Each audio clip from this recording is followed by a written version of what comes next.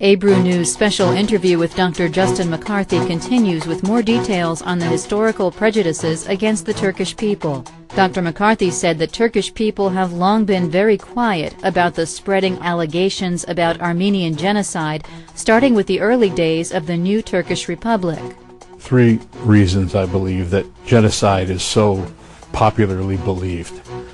One of them is that the Turkish government for many years would not discuss this issue, would not consider it.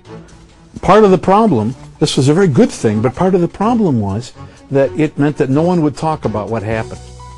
No one was allowed really in Turkey to talk about what the Armenians had done to the Turks, what the Greeks had done.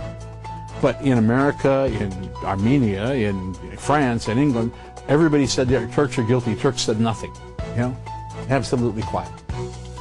It was only in the 1980s, really, it was only very late that Turkey started to talk about this at all. So the first reason is that the Turks didn't defend themselves. The second reason is obviously politics.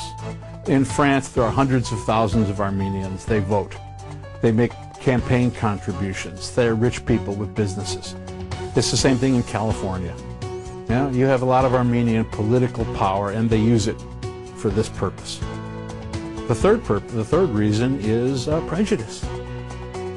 Turks were considered by Americans, by Europeans, to be the leaders of the Muslims. They were considered to be dangerous opponents of Christianity. And these prejudices lasted for a long time. Most of the people now don't think that way anymore. They don't think about religion in that way, but the prejudices have continued. They've lived on in people's minds. So when people think about Turks, they think, oh well, they must be guilty. They must be bad. And unfortunately, the opposition to this is very difficult. It's going to take many generations for Turks to make people all over the world realize that they're just regular human beings like everyone else, some good, some bad. But unfortunately, prejudice is very strong and very much alive still. Historical evidences reveal mutual losses, but Dr. McCarthy indicates that Armenians simply ignore the deaths on the Turkish side. Armenians started using the word very late, but they always, right from the first, they claimed that they called them massacres or they called them something else. The really important point about their side is that they don't consider that any Muslims died. They don't consider the other side. And it's true, there were massacres of Armenians in World War I. There were also massacres of Muslims. In fact, many more Muslims died in massacres than Armenians. But it wasn't until after World War II that they really started to push this really strongly in that way. But Americans, at least, and Europeans have always believed that the Turks were guilty. And the Armenians always said that the Turks had done this. They just didn't use the word, really.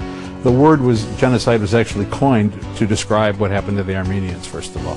Raphael Lemkin, who was the man who invented the word, used the Armenians as his example. He didn't know anything about the history, but he decided to use the word. And you find this a lot. You find that the people in parliaments, that historians who don't know the area, that people who write textbooks, that all these people, priests, ministers, rabbis, people that give lectures on this have never studied the history. They just know it's true. And that's an example of what prejudice is like. If you say to people, did the Turks kill the Armenians? They say, of course the Turks did. And you say, how do you know? And they say, well, I just know. I was in France, not France, I'm sorry. I was in Belgium at the European Parliament giving a talk. And there was a gentleman who listened to the talk, and he just told me I was evil, that I was a bad man, that I was doing terrible things. And I said, why do you say that? He said, I just know you're like that. I said, have you ever read one of my books? He said, no, I've never read anything you've written, but I know what kind of man you are. This is prejudice. You've got to study the material before you talk, and unfortunately the prejudice is very strong. We also asked Dr. McCarthy about the false evidences and the forged documents presented by the Armenian side to prove that the relocation of the Armenian population was a genocide. They wanted to make the best case they possibly could. In other words, they wanted to prove their point as best as they possibly could. They wanted to say that the Ottoman government said, kill all the Armenians. But the Ottoman government didn't do that. So what could they do? They had to invent it. They had to make up the forms. They had to get blank telegraph forms, signed Talat Pasha on the bottom. Yeah? They had to do this in order to prove the point.